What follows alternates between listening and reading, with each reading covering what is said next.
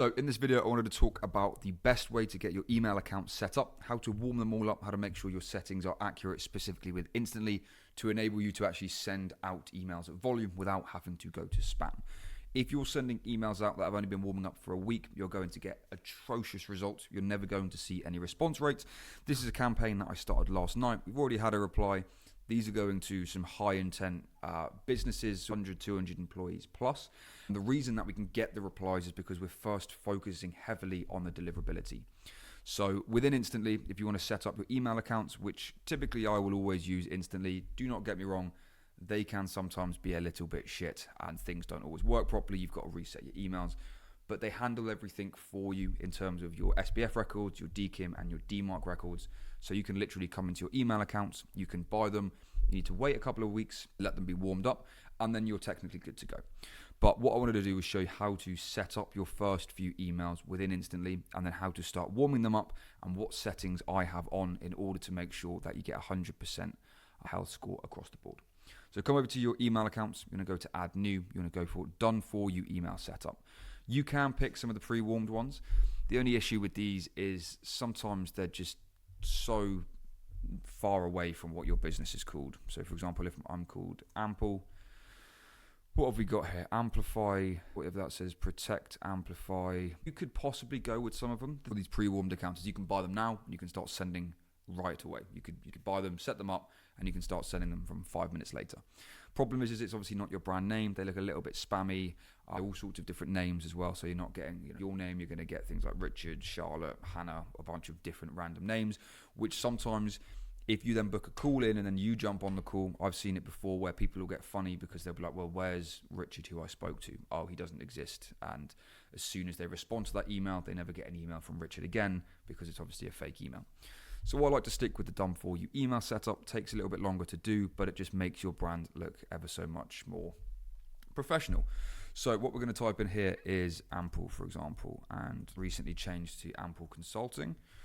And then I can see look Ampl Consulting, site Ampl, Digi, shop. And because my name is quite unique, which I presume yours will probably be as well, is you'll get a whole array of different options. You're essentially buying a brand new domain. So let's just go with Elite, for example. Actually, let's just add two more.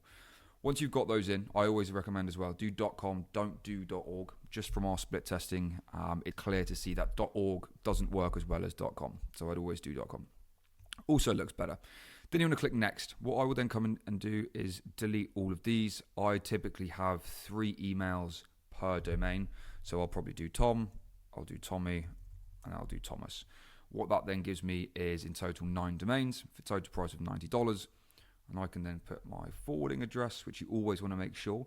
That's then if someone goes to brightamplconsulting.com, it's automatically going to kick them through to my weareample.com website, which again is changing shortly. And then you want to make sure you've got your sender name set up, and that's good to go. That means I have now Thomas at Bright Ampl Consulting, Thomas Tech Ampl Consulting, and all the way through. And then I'll have 3 of Bright, so it'll be Tom at, Tommy at, Thomas at, and then that's it. They're technically $5 each.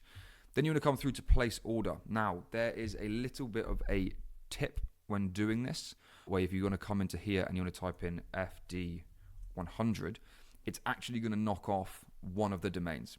Now, you can use this to your advantage if you then decide that you want to go in and do it one at a time, which I have done before, which means you can do 1 domain, get the whole domain free, do it again, get the whole domain free. Whereas if you do 3 at a time or 4 at a time, you only get 1 discounted.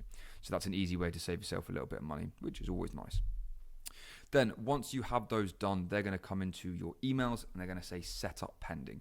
At the minute, that means you're not really going to be able to do anything because you're waiting for Instantly to set up your DMARC records. You're waiting for them to do your DKIM and your SPF records. I will always say keep an eye on it. If after about 3 days, you still see the setup badge, and that doesn't include the weekend, I would then reach out to Instantly and just say what's going on. Maybe 4 days, because if Instantly are quite good at just all of a sudden just leaving it, and then a week later they're still not ready. And obviously it's eating into your time, which is no good. So if we were then going to go into settings, this is what my warm-up settings look like. Obviously these are always enabled. Warm-up settings, just to run through these as well. First name, last name. That is as simple as a signature as you want to get. I wouldn't do too much more.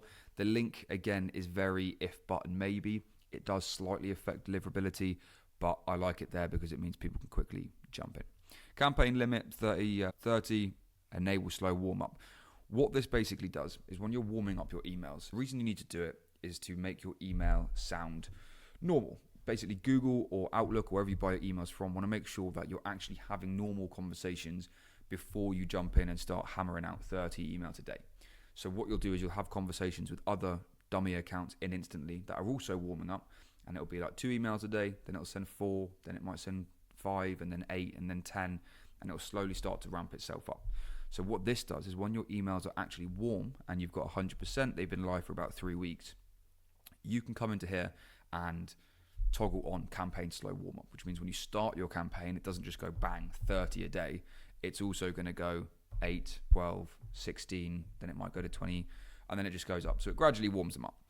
Make sure this is all done. This will all be done automatically for you. Then if we come into here, so increase per day 1, daily limit 15, reply rate is 50%. The reason I want 50% reply rate is because that's having more conversations, which means it makes my email addresses look like they're actually communicating with people. So I'll have 1 there, 15 there, and then a reply rate of 50%. They suggest 30, but the more emails you're sending, you're making it look more natural. Don't have it on the weekends. Read emulation, I definitely have on. Again, you want to be opening, you want to be reading emails. You need to come across as human as possible, which then brings me down to open rate. If you're actually managing an email, I open 100% of my emails. Every email that I get, I will open it. Whether I delete it afterwards or not is a different thing. So open rate, I have about 65%. Just to go over warm custom tracking, just disable that. I don't see the point in having that on. Spam protection, obviously 100%. Why can I no longer scroll much down? And then mark important is 20. Again, the only reason I'm marking it as important is, again, just to come across as like a real person. You're doing real things. That was important. I'll come back. I'll reply to that one. Everything here you're trying to do is to emulate a real person managing their email inbox. Once you've got those set up, you are technically good to go. That means you've bought new domains, you've got your emails, you set everything up so it's in your domain, it's in your names, you've got your forwarding set up, then you've obviously got the setup complete within your accounts, and then you want to go through and just activate slow warm up, make sure you've got your signature, your first name is all done, change some of the spam protections, the read emulation and the response rate or the reply rate, and then all you need to do now is wait a few weeks. I would say 3 weeks minimum before you start sending out emails, because as soon as you mess up one of your email accounts, everything is finished, right? You have to buy new ones, you've got to start again, you've then got to warm up your accounts. So I would wait 21 days minimum, enable slow warm up just for that extra level of protection, which takes about a week to kick back up to full speed anyway, and then your emails are golden. If you want to watch any other videos on how to manage your Instantly account, how to scrape emails, how to build out copy, I have a school community below. You can get access to that in the description. And if you like more free videos like this, then please do subscribe. Thank you.